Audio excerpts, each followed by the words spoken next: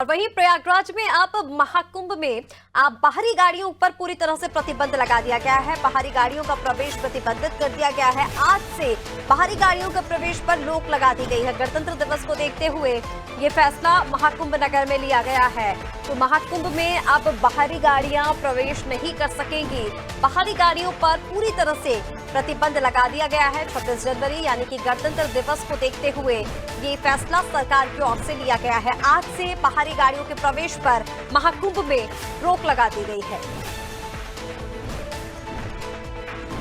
गणतंत्र दिवस को देखते हुए सुरक्षा की दृष्टि से ये फैसला सरकार की ओर से लिया गया है। महाकुंभ में बाहरी गाड़ियों पर रोक लगा दी गई है। आज से महाकुंभ में बाहरी गाड़ियां प्रवेश नहीं कर सकेंगी। इन पर पूरी तरह से प्रतिबंध लगा दिया गया है। बड़ी खबर आपको बता रहे हैं, जहां प्रयागराज महाकुंभ में बाहरी गाड़ियों के एंट्री पर बैन लगा दिया गया है। महाकुंभ का आज 12वां दिन है और अब तक रिकॉर्ड 10 करोड़ से ज्यादा श्रद्धालु संगम में डुबकी लगा चुके हैं। और चूंकि गणतंत्र दिवस नजदीक है, 26 जनवरी को देखते हुए सुरक्षा की दृष्टि से ये फैसला सरकार की ओर से लिया गया है, जहां आज से महाकुंभ में बाहरी गाड़ियों के एंट्री पर बैन लगा दिया गया है।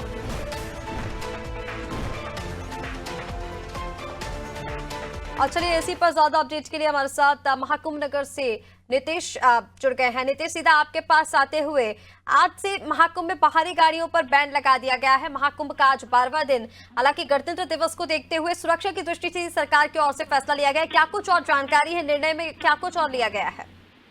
बिल्कुल ऋषिका, हम आपको बता दें कि महाकुंभ नगर में आज से बाहरी गाड़ियों का प्रवेश पूर्णतया से प्रतिबंधित कर दिया गया है।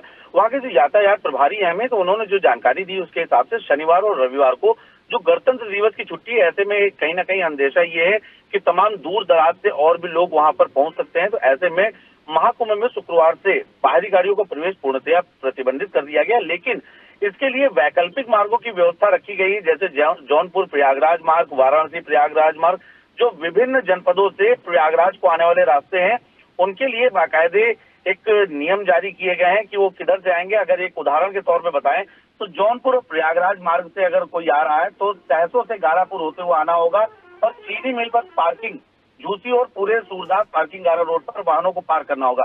इसको लेकर पूरी तैयारी कर ली गई है। पार्किंग के अलग एरियाज बना दिए गए हैं।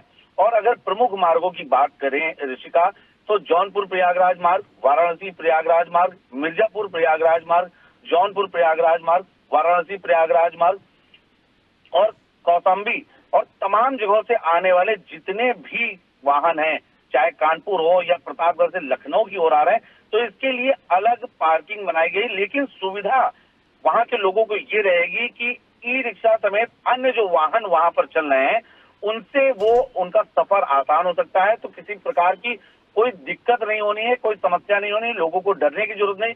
बस ये फैसला सिर्फ इसलिए लिया गया है क्योंकि महाकुंभ में लाखों की भीड़ लगातार आ रही है। ऐसे में अगर बाहर से बहुत ज्यादा वाहन और आएंगे तो वहां पर ट्रैफिक की व्यवस्था सामान्य नहीं रह पाएगी। इसके लिए यह फैसला लिया गया है क्योंकि गणतंत्र दिवस के साथ साथ छुट्टियां भी पड़ रही हैं और अक्सर जो भी लोग होते हैं वो छुट्टियों का इंतजार करते हैं और बाहर से यहाँ कहीं धार्मिक स्थल पर या किसी पर्यटन स्थल पर जाने का प्रयास करते हैं। ऋषिका, बिल्कुल नितेश, तमाम जानकारी के लिए बहुत शुक्रिया आपका। तो आपको बता दें, ट्रैफिक व्यवस्था को देखते हुए भी और इसके साथ गणतंत्र दिवस क्योंकि पड़ रहा है और महाकुंभ नगर में इसी वजह से बाहरी गाड़ियां जो हैं अब उसकी एंट्री पर पूरी तरह से बैन लगा दिया गया है। आज से बाहरी गाड़ियां महाकुंभ में एंट्री नहीं ले सकेंगी। गणतंत्र दिवस को देखते हुए सुरक्षा की दृष्टि से ये जो फैसला है वो लिया गया है।